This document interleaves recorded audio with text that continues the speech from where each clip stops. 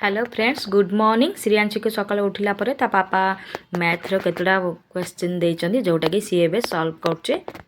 श्रियांशी को सब बेले सकाल उठिला परे टिके एमिति पढ़िबार एंगेज करबा को पडुची कोन पाइना न देखिले एमिति सी टीवी देखिबे बोली जिद करिवो सेति पई ताको एमिति एंगेज करबा पडुची सकाल सकाल।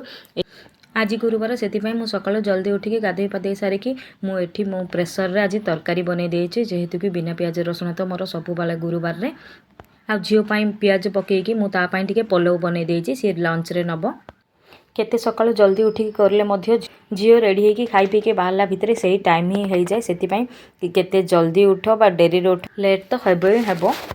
एठी मो झील पाई स्नैक्स रे टिके मखाना फ्राए कर दउछि जेहेतु कि मु मखाना तार गुआ घी देकी फ्राए करे कोन पाई ताकू से स्मेलटा बहुत भलो लागे सेति पाई मु गुआ घी रे मखाना फ्राए करे।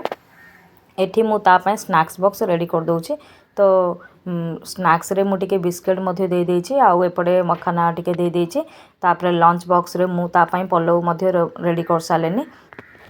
आज मु एठी किछि जलखिया बनेनी तो आज दही आउ चूड़ा खाई देबो।